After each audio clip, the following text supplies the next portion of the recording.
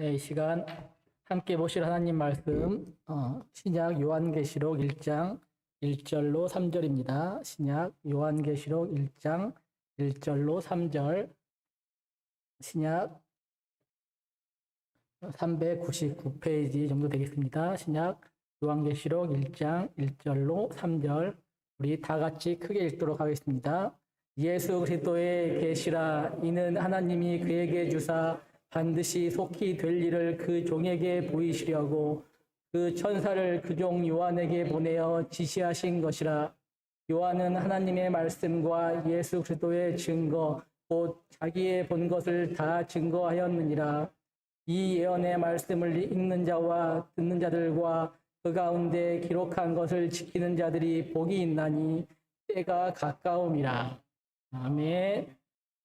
예.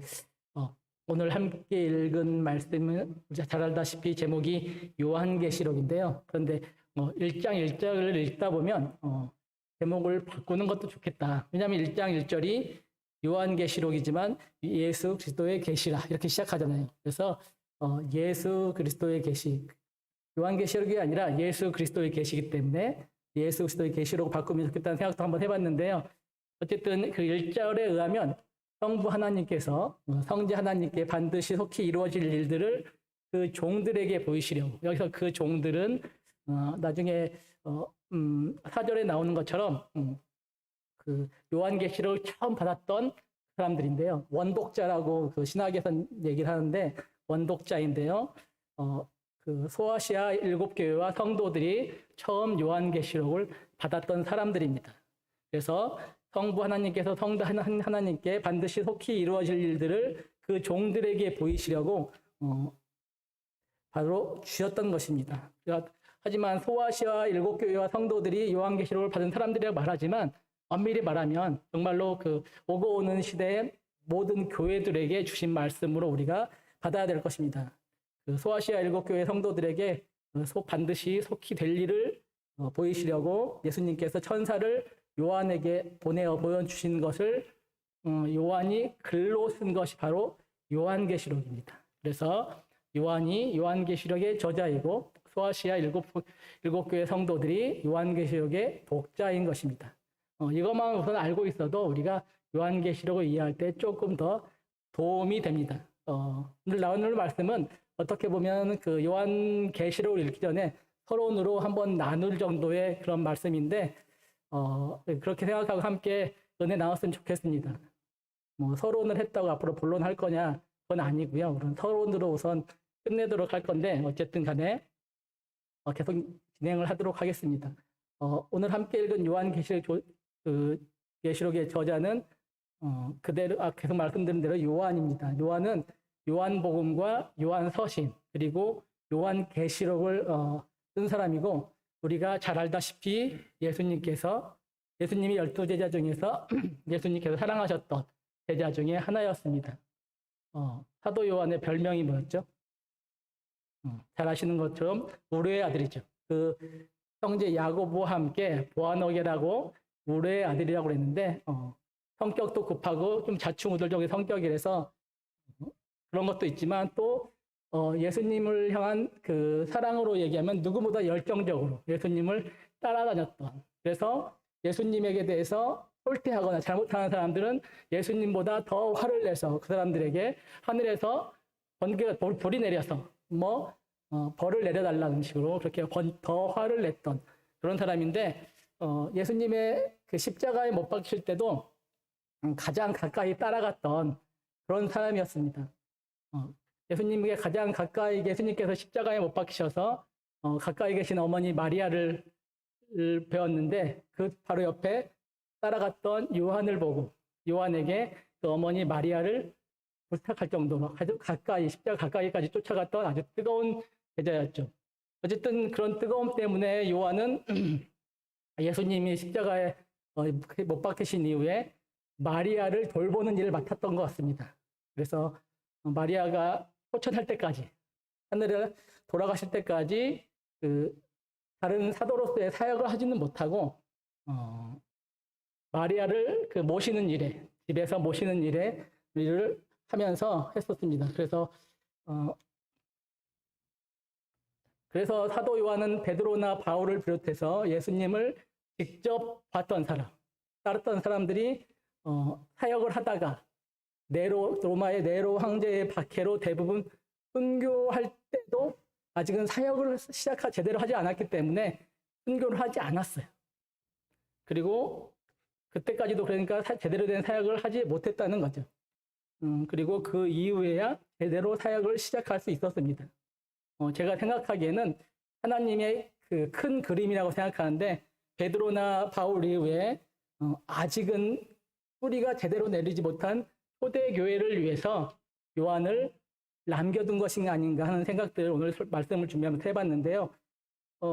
어쨌든 초대교회를 세우는 사역을 하던 요한은 그 1장 9절의 말씀처럼 그 도미티안 황제라는 그 황제의 박해 때 반모섬이라는 곳으로 유배를 갔다가 요한계시록을 예수님께서 보내신 천사에게 받아서 기록했고 나중에 도미티안 황제가 죽은 이후에 사명을 받아서 에베소로 돌아와서 요한복음과 요한서신을 기록했다고 알려져 있습니다. 앞에 말씀드린 것처럼 요한계시록의 독자는 소아시아 7교회 성도들이었습니다. 7교회 성도라고 나오지만 교회를 많은 교회들의 그 초대교회 많은 교회들의 대표로 소아시아 7교회를 언급했을 뿐이고 엄밀히 따지면 박해의 위험 속에서 박해 속에서 신앙을 지키려고 애쓰는 모든 교회와 성도들에게 요한계시록을 주신 것입니다. 예수님께서 승천하신 후에 많은 그 제자들과 성도들은 예수님이 올라가신 그대로 곧 다시 오실 줄 알았어요. 그런데 10년이 지나도 20년이 지나도 30여 년이 지나고 40년이 다 될 때쯤 네로의 박해가 심해질 때도 예수님이 오지 않으셨죠. 네로 황제는 로마에 발생한 그 화재의 책임이 자기에게로 향하는 것을 막기 위해서 그 책임을 예수를 믿는다는 사람들에게 뒤집어 씌우기 위해서 교회를 박해했었습니다.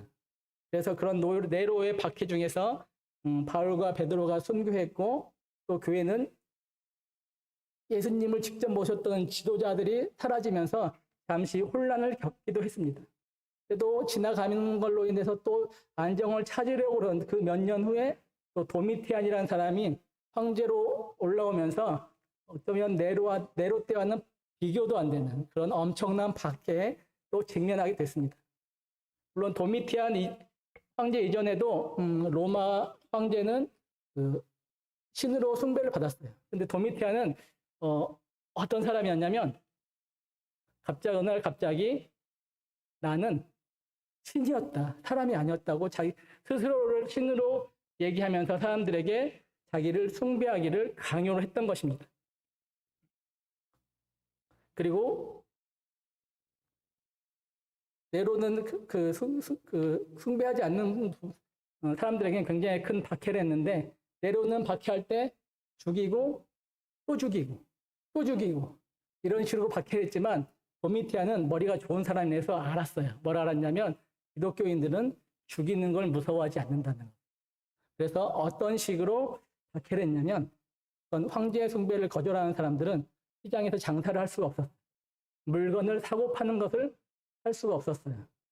대놓고 막지는 않았지만 황제 숭배를 거절하는 사람들이 장사를 하면 세금을 다른 사람들보다 수십 배를 더 매겨가지고 장사를 못하게 막았고 물론 물건을 사는 것도 어렵게 만들었습니다.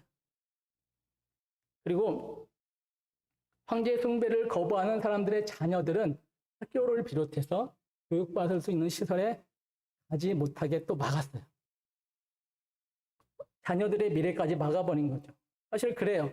내가 믿음을 가지고 나의 신앙을 지키기 위해서 내가 고통받고 내가 아파하는 거는 참을 수 있지만 내 자녀들이, 내 가족들이 나의 신앙 때문에 힘들어하는 모습들을 보는 것은 굉장히 어려운데 로마는 그런 식으로 굉장히 잔인하게 박해를 했습니다. 그리고 로마가 지배하는 도시에는 황제의 숭배를 거절하는 성도들이 살지 못하게 모두 쫓아내버렸습니다. 근데 그 시대에 사람이 살 만한 모든 곳은 로마가 지배하고 있었어요. 그럼 어디로 갔느냐? 무덤으로 갔고 사람이 살지 않는 절벽, 바위에 불을 파고 살 수밖에 없었다는 것이죠. 그리고 도미티안 황제는 그 마지막 남은 사도였던 요한을 잡아서 기름 가마솥에 넣어서 죽이려고 했습니다. 교회의 최고 어른으로 불리는 요한을 그렇게 잔인하게 죽임으로써 성도들에게 신앙에 대한 회의, 절망 같은 것들을 느끼게 해서 대교하게 만들려는 그런 계획들을 갖고 있었던 것이죠. 하지만 요한을 죽이지는 못하고 반모섬이라는 곳에 귀양을 보내버렸습니다.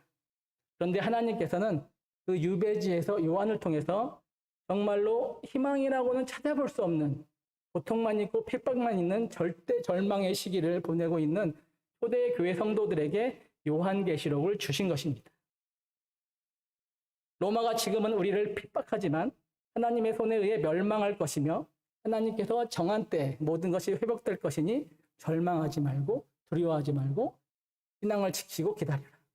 그렇게 힘을 주고 격려하기 위해서 하나님께서는 예수님의 계시를 요한을 통해서 초대교회 성도들에게 전한 것이었습니다.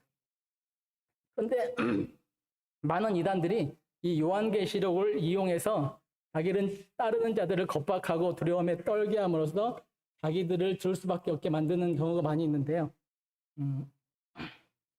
저희 친척 형님 중에 연세는 지금 60대 중반, 후반이 됐는데 어머님이, 그 형님의 어머님이 그 형이 갓난아기 때 돌아가셨어요. 그래서 그 형이 이제 그 형님이 대학을 졸업하고 이제 직장을 다니면서 있는데 몸이 너무 안 좋았어요. 계속 아프고 뼈도 안 되고 그 형은 교회를 다니지는 않았어요. 그래서 무당한테 갔나 봐요. 점을 치려고. 그랬더니 무당이 무슨 말 하냐면 일찍 죽은 니네 엄마 귀신이 붙어가지고 그렇게 힘들게 하는 거라고. 그러니까 구슬하든지 해서 쫓아내지 않으면 안 된다고.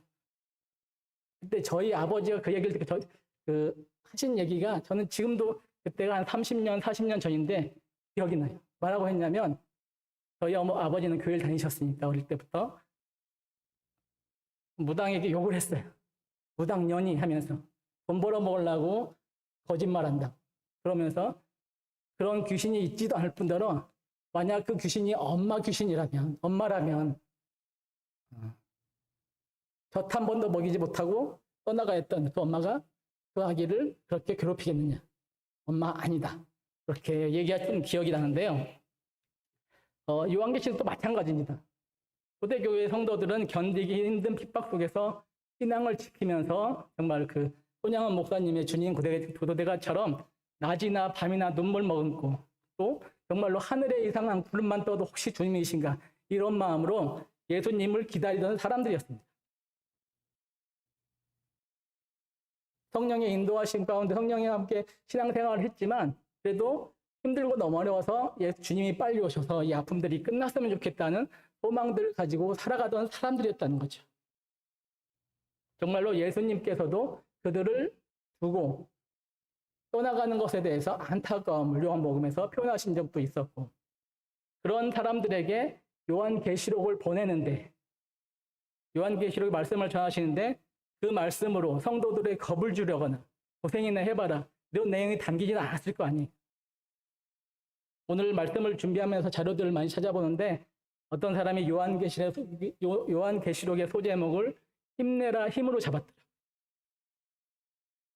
맞습니다. 요한계시록은 요한이 예수님의 계시를 전함으로써 성도들의 미래, 지금은 고통이고 절대 절망인 것 같던 이 시기지만 미래에 소망이 있음을 알고 고난 가운데 있는 성도들에게 힘내라 힘 이런 위로를 하기 위해 쓰여졌다는 것이었습니다.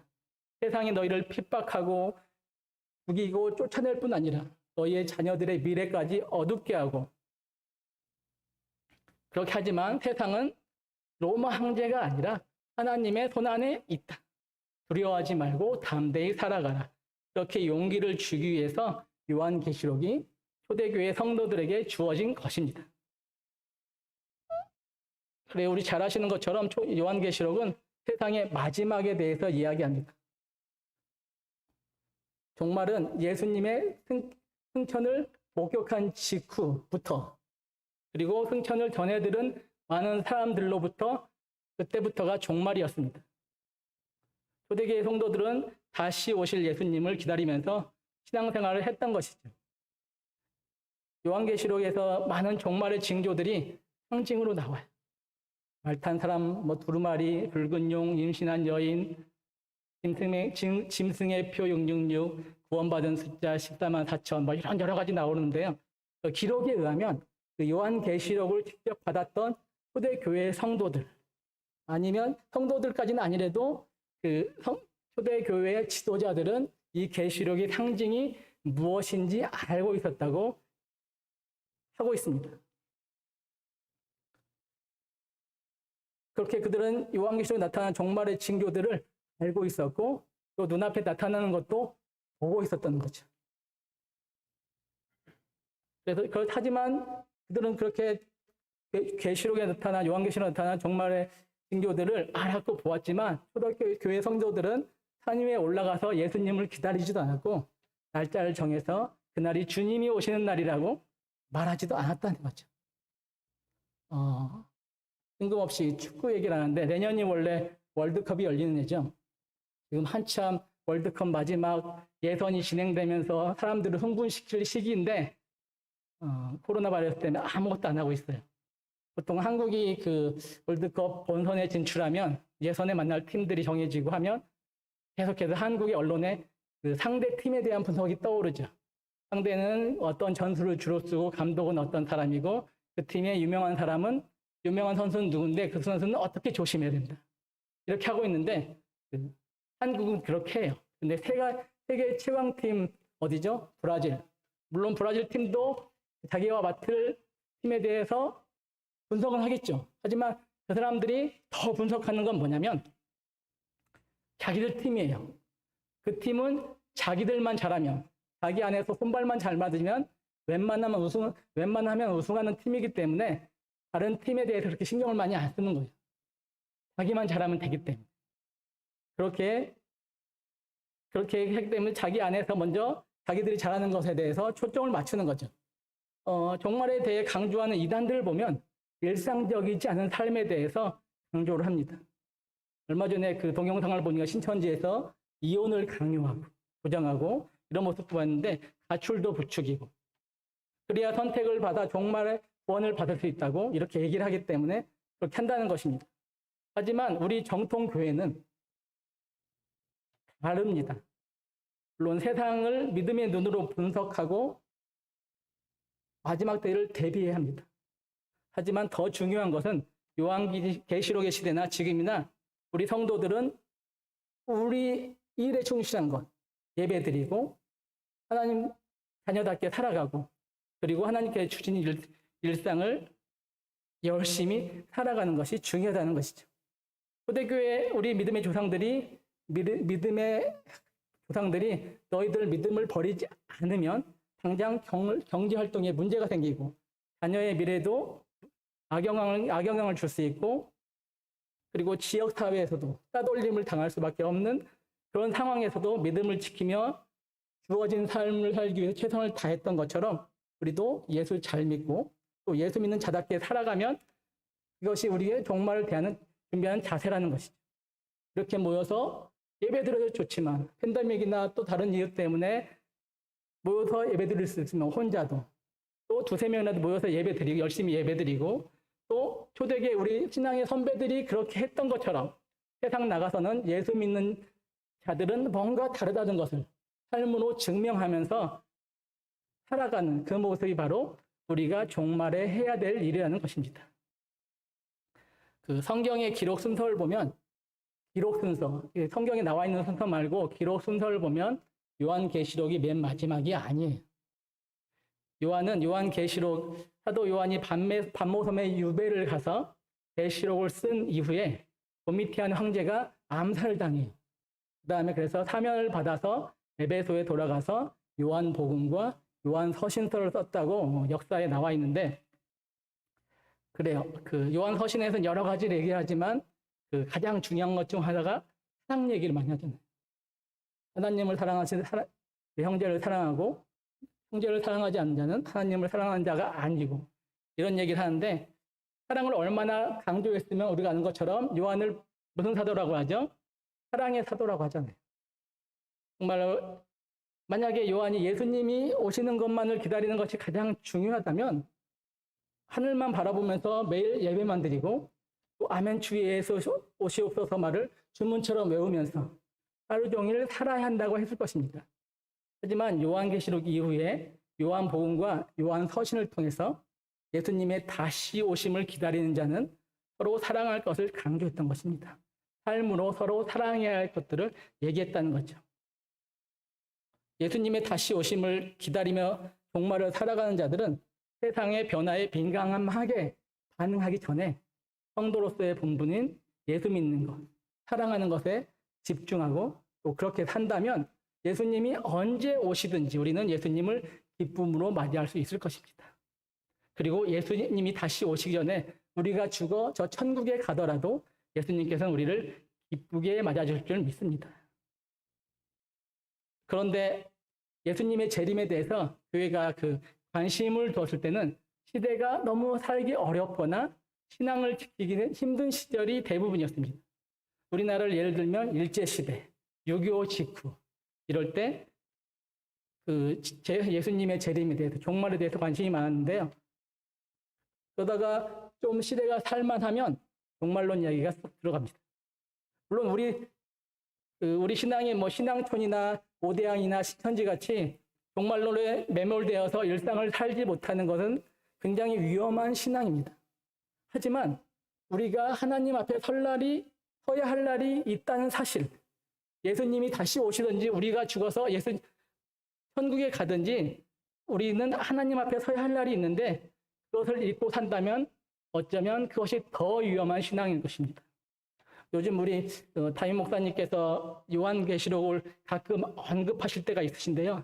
저는 그때마다 그 말씀을 들을 때마다 이 시대를 보는 목사님의 안타까운 마음들이 저에게 느껴집니다. 세상 사람들은 지금 예수님이 분명 오신다고 그랬는데 날짜 아직 모르니까 조금 우리의 결혼 좀 시키고 오시면 안 될까? 마음속으로. 얘 결혼했는데 손주는 좀 보고 오시면 안 될까? 손주 봤는데 얘 대학 좀 가고 오시면 안 될까? 사업 잘 되는데 조금 더 있다 오시지. 세상 먹고 살만한데 나중에 좀 있다 오시지. 아니면 안 오시면 그것도 괜찮은데.